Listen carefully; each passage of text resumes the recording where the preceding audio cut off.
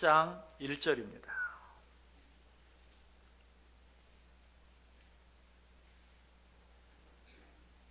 제가 대독해 드립니다. 그 후에 예수께서 갈릴리에서 다니시고 유대에서 다니려 아니하심은 유대인들이 죽이려 함이로라.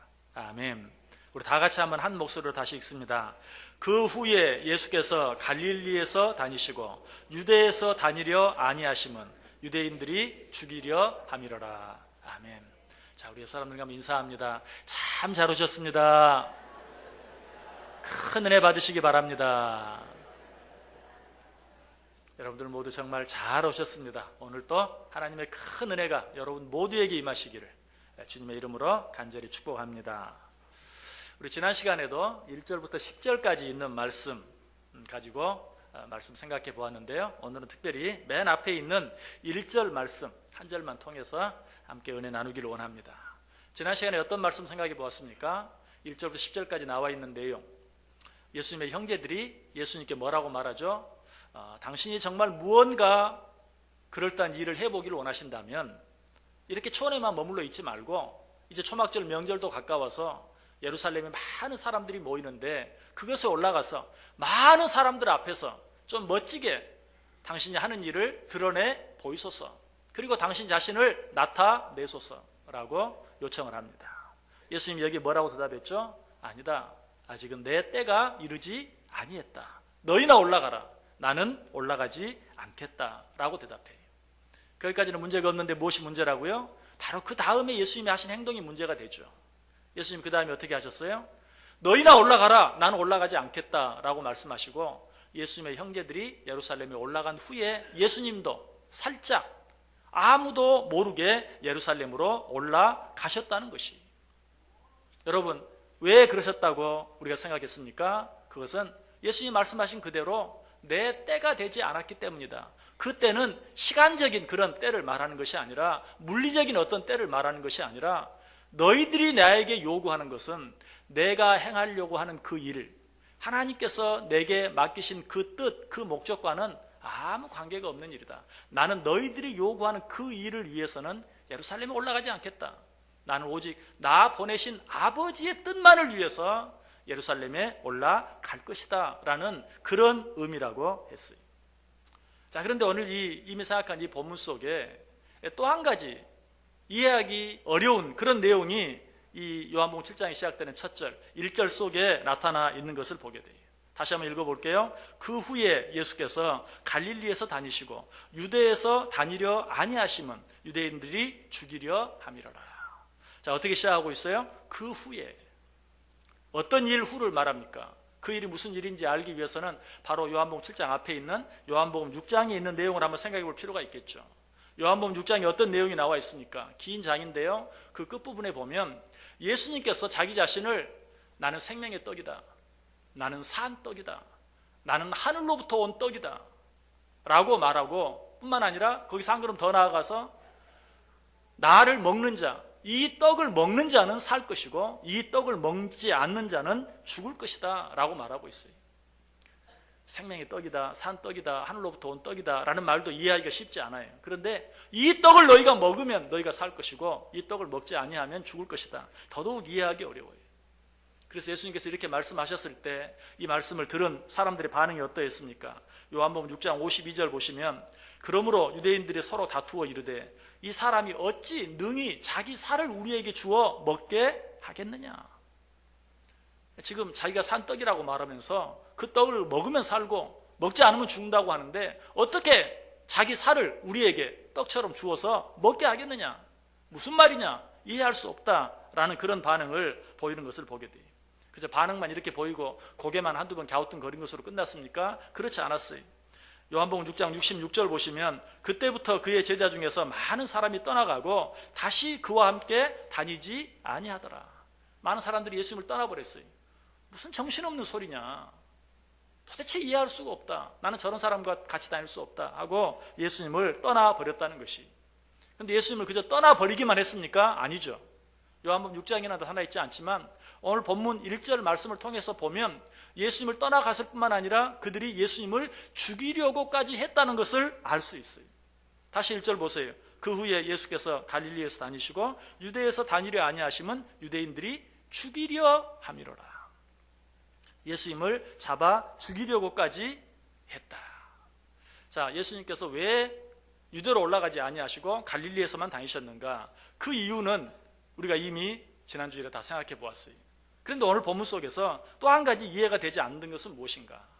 하나님의 때가 되지 아니해서, 하나님이 원하시는 때가 되지 아니해서, 하나님이 생각하시는 목적과 하나님의 뜻과 달라서 내가 예루살렘에 올라가지 아니하고 갈릴리에 머물러 있는 것, 그것은 좋아요. 이제 이해할 수 있어요. 왜 그러셨는지.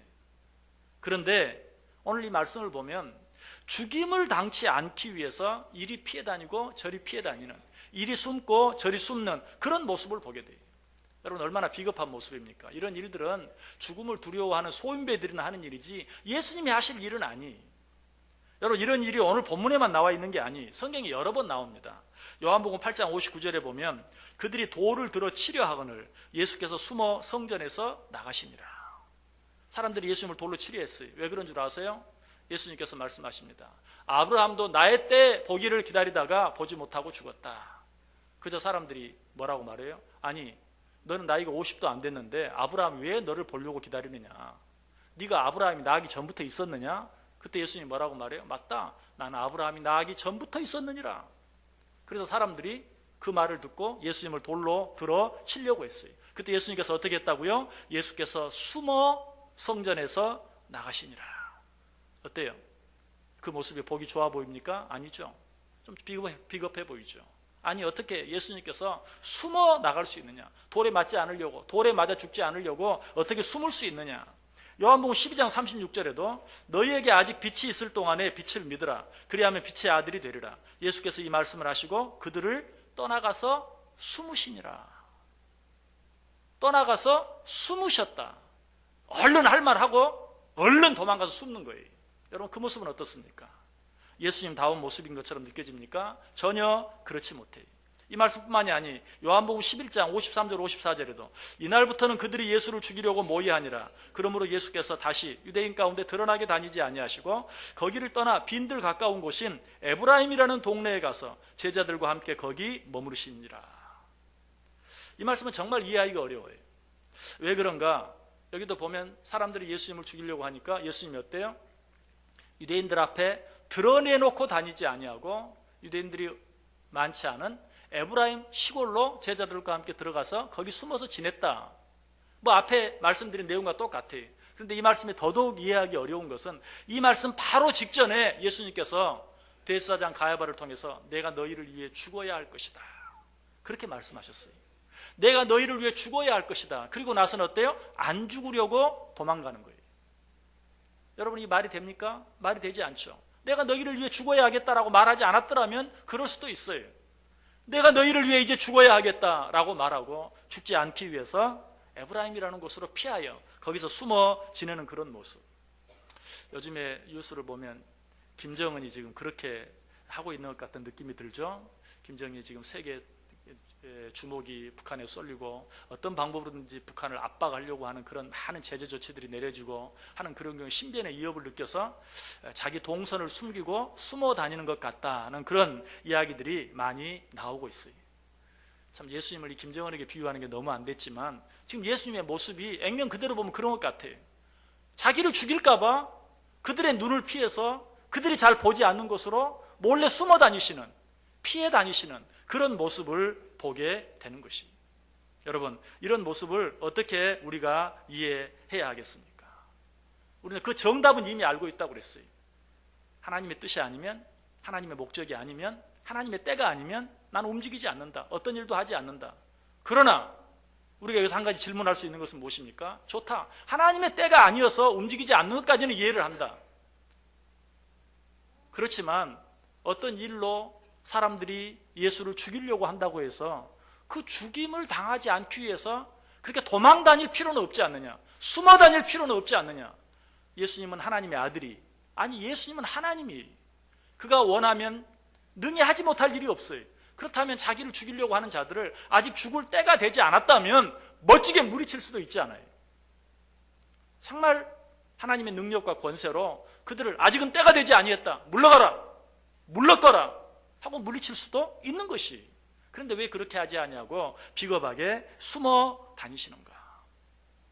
또 설령 그것도 아니다, 그것도 하나님의 뜻이 아니면, 하나님의 때가 아니면 나는 하나님이 주신 내 어떤 힘도 어떤 능력도 사용하기를 원치 않는다 라고 말씀하신다면, 그렇다면 적어도 당신의 때가 하나님의 때가 되지 않았으면 하나님이 지켜주실 것 아닌가.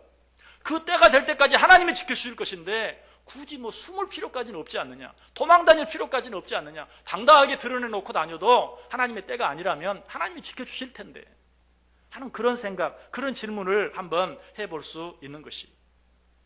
여러분, 그러나 이런 생각은 어디까지나 우리 인간의 생각이라는 것을 알아야 돼요. 우리는 왜 예수님께서 그때 좀 멋지게 자기 자신을 드러내지 못하고 이렇게 숨어 다니고 도망 다녀야 하는가? 어떤 그런 초자연적인 능력으로 적들을 물리칠 수 있을 텐데 왜 그렇게 하지 못했는가? 그렇게 했더라면 오히려 사람들의 마음이 더 준비되어져서 때가 되어서 예수님이 움직이기 시작하면 더 많은 사람들이 예수를 믿을 수도 있었을 터인데 왜 그렇게 바보같이 비겁하게 도망다니고 숨어 다녔을까? 여러분, 하나님께서 멋지게 자신을 드러낸다고 해서 사람들이 하나님을 더 잘 믿는 것 절대 아니에요. 여러분들, 지금 현대 많은 사람들이 하나님을 욕하고 비난하고 하나님이 없다고 말하고 교회를 비난하고 기독교를 비난하고 성도들을 비난하는, 우리가 잘못해서 정말 욕을 먹을 수밖에 없는 일도 있지만 그 일 때문에 그렇지 않은 모든 것까지도, 하나님까지도 이제 비난하고 하나님도 없다고 비난하는 그런 일들을 보면서 어떤 생각이 듭니까? 하나님, 너무 안타깝습니다. 하나님의 하나님 되심을 저들에게 나타내 보여 주옵소서. 그런 마음이 우리 속에 있어요. 그런데 하나님이 우리의 기도를 들으시고 정말 그런 순간에 하나님의 하나님 되심을 멋지게 드러낸다고 해서 세상 사람들이 하나님께 회개하며 돌아오는가? 절대로 그렇지 않다는 거예요. 무엇이 그걸 우리에게 가르쳐 줍니까? 성경이 우리에게 가르쳐 줘요. 10가지 재앙 앞에서 애굽의 바로왕의 모습을 보세요. 피재앙, 개구리 재앙, 이재앙, 파리 재앙, 악질, 독종, 우박, 흑암, 장자의 재앙. 여러분, 그 재앙들이 내려질 때 어떻습니까? 한 가지, 그 가운데 한 가지 재앙만 내려도 우리 같으면 번쩍 손들고 항복하고 끝날 것 같아요. 그러나 바로가 그랬습니까? 아니에요. 그런 놀라운 기적들이 행해지는데도 불구하고 어때요? 마음이 점점 더 완악해져서 하나님을 대적하는 마음이 점점 더 강해지는 거예요. 여러분, 그것이 본성적으로 타락한 인간의 마음이 하나님의 하나님 되심을 멋지게 나타낸다고 해서 이럴 때 뭔가 기적 한 번만 보여주시면 모든 사람들이 하나님 믿을 텐데, 그 우리 생각이 절대로 그렇지 않아요. 죄악된 인간은 그러지 않아요.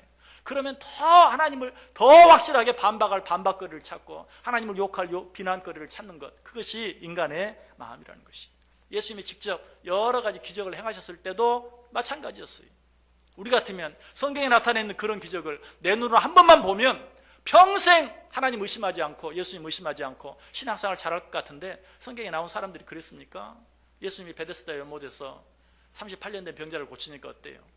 그 앞에서 과연 당신은 하나님의 아들입니다, 그런 것이 아니고 안식일에 병자를 고쳤다고 예수님을 잡아 죽이려고 하는 그런 모습을 보게 돼요. 오병이의 기적을 행할 때도 어때요? 처음에는 그 하나님의 능력을 인정하는 것 같았어요. 그래서 그를 잡아서 억지로 임금 삼으려까지 해요. 그러나 자기들 뜻대로 되지 아니하니까 역시 예수를 잡아 죽이려고 하는 그런 모습도 보아요. 죽은 나사로를 다시 살렸을 때는 어떠합니까? 이 기적은 지금까지 행한 어떤 다른 마술사들도 비슷하게 흉내낼 수 있는 그런 기적이 아니에요. 완전히 죽은 나사로, 죽은 지 나흘이나 되어서 썩어 냄새가 나는 나사로, 그래서 무덤에 장사되어진, 완전히 삼배로 둘러싸여진 그런 나사로를 불러냈을 때 죽은 나사로가 살아서 걸어 나오는 그런 기적을 보고도 어때요? 이번에는 더 심하죠. 예수님을 잡아 죽이려고만 한 게 아니라 예수님과 함께 죽었다가 살아난 나사로까지도 잡아 죽이려고 하는 그런 계략을 세우는 것을 보게 돼요. 여러분, 이게 인간의 모습이에요. 이럴 때 좀 하나님이 멋지게 하나님 되심을 나타내면 좋을 텐데, 여러분, 그래서 하나님을 믿지 않아요. 그래서 하나님을 인정하지 않아요. 예수님이 그 사실을 알았어요. 그래서 우리 생각에는 좀 저럴 때 숨어 다니고 피할 것이 아니라 좀 멋지게 하나님의 때를 기다리더라도 좀 멋지게 기다리고, 아니 무슨 일을 하지 않다 할지라도 좀 당당하게 죽일 테면 죽여봐라, 하나님이 당신의 뜻을 이룰 때까지는 절대로 너희들 손에 내가 죽도록 내버려두지 않을 것이다. 좀 당당하게 거리를 활보할 수도 있을 터인데, 여러분, 그러나 예수님께서는 그렇게 하지 않으셨어요. 어떤 상황 가운데서든지 모든 일들 앞에서 어떻게 철저하게 하나님의 목적대로 하나님의 뜻만을 생각하고 하나님의 영광만을 위해서 모든 일들을 행했다. 그래서 예수님께서는 어떤 상황 앞에서도 오직 성경에 예언된 대로, 하나님께서 자기를 위해 정해 놓으신 그 스케줄, 하나님께서 미리 작정하시고 성경에 기록해 놓은 대로만 행동하셨어요. 사도행전 13장 29절에 말합니다. 성경에 그를 가리켜 기록한 말씀을 다 응하게 한 것이라. 예수님은 어떻게 하면 더 멋이 있을까? 어떻게 하면 더 폼이 날까? 어떻게 하면 이럴 때 좀 더 멋있게 하나님의 하나님 되심을 나타낼까? 그렇게 생각하는 것이 아니고 오직 성경에 예언된 대로, 하나님께서 미리 예언해 주신 말씀대로만 말하고 행동했다라고 이야기하고 있어요.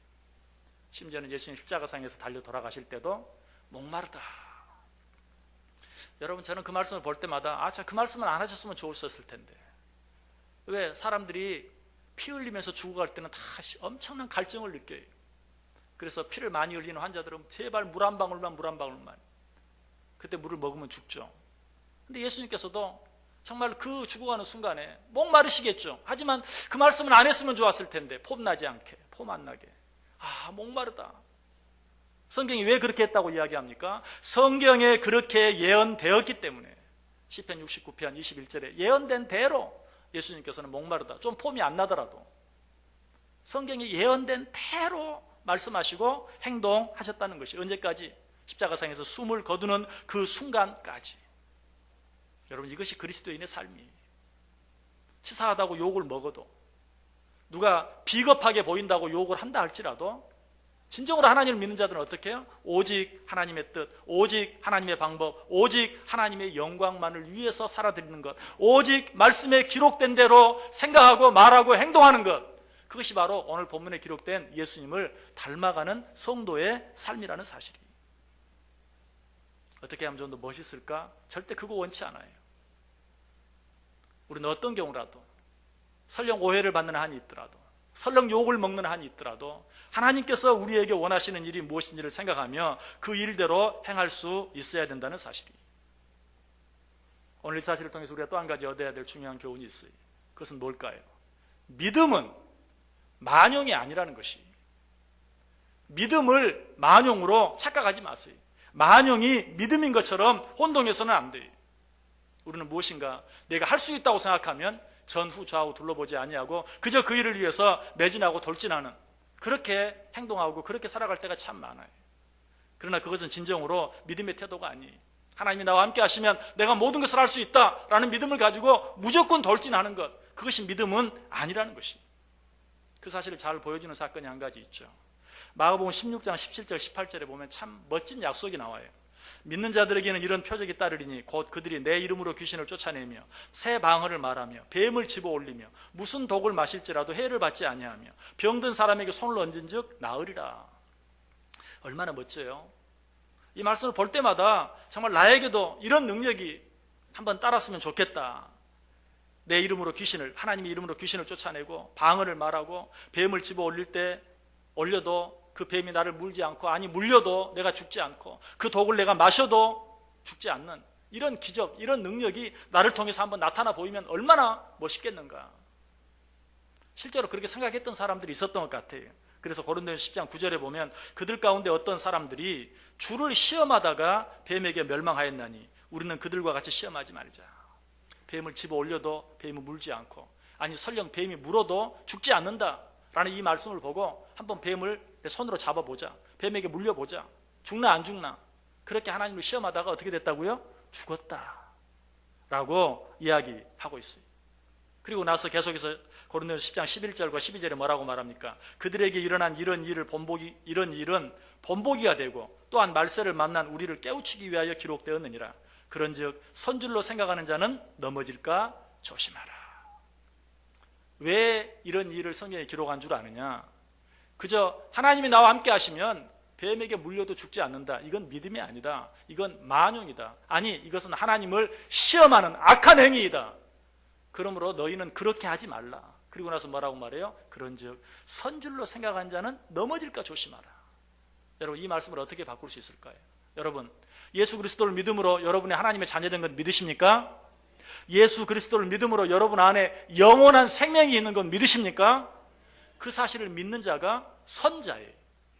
그런 우리를 향해서 말해요. 그런 주 선줄로 생각하는 자는, 예수 그리스도를 믿음으로 하나님의 자녀되었다는 사실, 예수 그리스도를 믿음으로 이제는 누구도 빼앗아갈 수 없는 영원한 생명이 내 속에 있다는 사실을 믿는 자들은 넘어질까 조심해라. 혹시라도 그것이 교만이 되어서 하나님을 시험하는 자리에 이르거나 하나님을 대신하려고 하고 하나님의 영광을 가로채는 자리에 이르지 않도록 더욱더 조심해라. 누구도 빼앗아갈 수 없는 구원이 내 안에 있고 누구도 빼앗아갈 수 없는 영원한 생명이 내 안에 있는 것을 믿는 자들은 다른 사람보다 더 조심하고 더 삼가하고, 남들은 한 번 생각하는 건 나는 두 번, 세 번 생각하면서 어떤 일들을 해 나아갈 수 있어야 된다는 것이. 그래서 고린도서 10장 23절에는 그렇게 말합니다. 모든 것이 가하나 모든 것이 유익한 것은 아니요, 모든 것이 가하나 모든 것이 덕을 세우는 것은 아니니라. 여러분, 정말 예수 그리스도를 믿음으로 구원받은 우리들 모든 것을 행할 수 있어요. 그러나 모든 것이 우리에게 혹은 다른 사람에게 유익이 되는 것은 아니라는 사실을 생각하고 어떤 일이 유익이 되는지를 생각할 수 있어야 돼요. 우리는 모든 일을 행할 수 있어요. 그러나 모든 일이 덕이 되는 것은 아니라는 사실을 기억하고 어떻게 말하고 어떻게 행동해야 덕이 될 것인가를 생각할 수 있어야 된다는 것이. 지금 예수님께서는 그렇게 하고 계시는 것이, 무조건 멋있는 것, 무조건 폼이 나는 것, 그것만을 생각하는 것이 아니라 어떻게 하는 것이 하나님의 뜻을 좀 더 아름답게 이루어드리고 어떻게 하는 것이 하나님께 영광이 되는 일인가 하는 것만 생각하고 있다는 것이. 그래서 고린도서 10장 31절에 마지막에 어떤 결론을 내립니까? 그런즉 너희가 먹든지 마시든지 무엇을 하든지 다 하나님의 영광을 위하여 하라. 여러분, 신앙생활은 다른 게 아니에요. 나는 믿음 안에서 모든 걸 할 수 있다, 맞아요. 그러나 모든 것을 할 수 있지만 그럼에도 불구하고 하나님께 영광이 되지 아니하면 하지 않을 수 있는, 모든 것이 가하지만 그것이 하나님께 덕이 되지 않는다면 행하지 아니할 수 있는, 할 수 있어도 하나님의 영광을 위하여 하지 않고 반대로 할 수 없어도 하나님의 뜻이면 할 수 있는 것, 여러분, 이것이 신앙입니다. 이것이 믿음이에요. 오늘 예수님께서 그러한 삶을 우리에게 본을 보여주시고 있는 것이, 할 수 있다고 다 하는 것이 아니라 할 수 있어도 하나님의 영광을 위하여 하지 않을 수도 있고 할 수 없어도 하나님의 뜻이면 할 수 있기도 하는 이러한 믿음 생활 살 수 있길 바라요. 또 한 가지 오늘 본문이 주는 중요한 교훈이 있어요. 자, 그것은 무엇입니까? 오늘 예수님께서 누구를 피하셨습니까? 자기를 죽이려 하는 유대인들을 피하셨어요. 왜 그러셨을까요? 이제 우리는 단순히 죽음을 면하기 위해서, 죽임을 당하지 않기 위해서만 그들을 피한 것이 아닌 것을 이미 생각해 보았어요. 예수님께서 그들을 피하신, 그들을 피하여 숨으신 또 한 가지 중요한 이유가 무엇일까요? 그것은 이 유대인들은 예수 그리스도의 은혜를 믿지 않는 자들이, 이들은 오직 자기들이 가진 율법만 믿는 자들이, 율법을 지켜야만 구원받는다, 율법을 지키지 않으면 구원받을 수 없다, 이 사실을 믿는 자들을 예수님께서는 피하셨어요. 다시 오늘 본문 보세요. 그 후에 예수께서 갈릴리에서 다니시고 유대에서 다니려 아니하셨다라고 이야기하고 있어요. 아까 읽었던 요한복음 11장 53절에도 이날부터는 그들이 예수를 죽이려고 모의하니라. 그러므로 예수께서 다시 유대인 가운데 드러나게 다니지 아니하셨다. 요한복음 12장 36절에서는 너희에게 아직 빛이 있을 동안에 빛을 믿으라. 그리하면 빛의 아들이 되리라. 예수께서 이 말씀을 하시고 그들을 떠나가서 숨으시니라. 누구를? 유대인들을. 유대인들은 어떤 자들이에요? 율법으로 구원 얻는다고 믿는 자들. 바꿔서 말하면 예수님은 필요 없어요. 율법만 지키면 구원받아요. 선행으로 구원받는다고 믿었어요. 착한 일 많이 하면 구원받는다고 생각했어요. 그런 자들은 예수님께서 더 이상 같이 있을 필요가 없어요. 그런 자들과 함께 할 수 없었어요. 예수님은 그런 자들을 떠나셨어요. 그런 자들을 피하셨어요. 그런 자들이 없는 곳으로 가셨어요. 여러분, 우리가 예수 그리스도와 온전히 함께 할 수 있는 유일한 길은 나는 죄인입니다. 이 죄를 용서받을 수 있는 길은 오직 예수 그리스도 한 분뿐입니다. 예수 그리스도의 십자가뿐입니다. 예수 그리스도의 그 십자가의 은혜가 아니고서는 내 죄를 용서받을 수 있는 다른 길이 없습니다 라고 고백하는 자들에게만 예수님은 함께 하세요. 예수님께서 산상수훈을 통해서도 우리에게 여러 번 말씀하십니다. 심령이 가난한 자는 복이 있나니 천국이 저희 것이며. 심령이 가난한 자가 어떤 자입니까? 나는 아무것도 아닙니다. 나는 죄인입니다. 자기가 죄인임을 인정하고 고백하는 자, 바로 이 자가 심령이 가난한 자요, 그런 자가 천국을 차지할 것이다 라고 말해. 애통하는 자는 복이 있나니 저희가 위로를 받을 것이며. 무엇 때문에 애통하는 자입니까? 내 안에 내 힘으로, 아니 세상의 다른 어떤 방법으로도, 세상의 어떤 그 누구도 해결할 수 없는 죄가 있다는 사실로 인하여 애통해하는 자, 그런 자가 위로를 받을 것이다. 하늘의 위로, 구원의 위로가 그들에게 임하게 될 것이다 라고 이야기하고 있어요. 마음이 청결한 자가 복이 있나니 저희가 하나님을 볼 것이요. 어떤 자가 마음이 청결한 자입니까? 죄 없는 자입니까? 성경은 말해 의인은 없나니 하나도 없다. 죄 없다 하면 스스로 자기를 속이는 것이다. 그렇다면 마음이 청결한 자는 누구예요? 죄 없는 자가 아니고 자기가 있는 죄를 있는 그대로 드러내 보이는 자예요. 자기가 죄인임을 인정하고 죽을 수밖에 없는 죄인임을 고백하는 자, 마음이 청결한 자예요. 그런 자가 누구를 본다고요? 하나님을 볼 것이다. 그런 자가 하나님을 만나게 될 것이다. 여러분, 예수 그리스도를 만나기를 원하십니까? 내가 죄인임을 인정할 수 있어야 돼요. 나는 죄인입니다. 여러분, 예수 그리스도와 늘 동행하는 삶을 살기를 원하십니까? 주여, 당신의 십자가의 은혜가 없으면 나는 살 수 없습니다 라고 인정할 때만 예수님은 그런 자와 함께 하시는 것이, 오직 예수 그리스도의 십자가의 보혈의 은혜를 믿고 그 십자가 앞으로 나아오는 자만이 주님과 함께 할 수 있고, 주님과 동행할 수 있고, 주님을 만날 수 있고, 주님께서 우리에게 주시기를 원하시는 그 구원의 축복과 기쁨과 감격을 누릴 수 있게 된다는 것이. 그러나 그런 마음이 없는 자들, 율법으로 구원 얻을 수 있다고 생각하는 자들, 그저 남보다 좀 더 착하게 사는 것이 신앙생활이라고 생각하는 자들, 아무리 예수를 믿어도 착하게 살지 않으면 구원받을 수 없다고 믿는 자들, 이런 자들과는 예수님이 함께 하실 이유가 없었어요. 예수님은 그들을 피하셨어요. 예수님은 그들에게 자기 자신을 나타내 보이지 않으셨어요. 우리가 진정 예수님과 함께 하기를 원한다면, 그와 동행하는 삶을 살기를 원한다면, 내가 죄인임을 인정하고 그 주님 앞에 나의 모든 것들을 내어 놓을 수 있어야 돼요. 주님께서 오늘 우리에게 말합니다. 영접하는 자, 곧 그 이름을 믿는 자들에게는 하나님의 자녀가 되는 권세를 주셨다. 아직도 내가 죄인이라는 사실, 아니 죄인 가운데서도 죽을 수밖에 없는 죄인이라는 사실이 믿어지지 않는 분, 그렇게 인정하고 싶지 않은 분 계십니까? 여러분, 이 세상에서 죄 가운데 가장 무서운 죄가 있다면 어떤 죄일까요? 나를 낳아주시고 길러주신 부모를 인정하지 않는 죄. 그런 사람이 있다면 그 사람이야말로 가장 무서운 죄인이, 우리가 나를 위해 이 땅에 오시고 내 죄를 위하여 십자가에 달려 죽어주신 그 예수 그리스도를 나의 구주로, 나의 참 주인으로 인정하지 않고 살아간다면 그보다 더 무서운 죄가 없어요. 이 시간 주님 앞에 나는 죄인입니다. 예수 그리스도의 십자가의 은혜 외에는 나를 구원할 수 있는, 이 죄 가운데서 나를 사해 주실 수 있는 다른 방법이 없습니다 라고 주님 앞에 나아감으로 그런 자를 찾고 계시고, 그런 자와 함께 하시길 원하시는 주님과 동고동락하며 이 세상에서 우리의 삶을 기쁨과 즐거움 가운데, 천국의 소망 가운데 살아갈 수 있는 저 여러분 꼭 될 수 있기를 주님의 이름으로 간절히 축원합니다. 기도하겠습니다. 사랑과 은혜가 충만하신 하나님, 감사를 드립니다.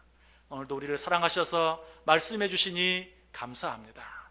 예수 그리스도를 믿는 자들답게 예수 그리스도 외에는 소망이 없는 것을 인정하고 주의 십자가 아래 나아가 무릎 꿇을 수 있는, 그로 인하여 그렇게 하는 자들에게 약속된 주님과 함께하며 주님을 만나며 주님과 함께 동고동락하며 천국의 소망과 기쁨과 감격을 누리며 살아갈 수 있는 우리 모두 되게 해 주옵소서.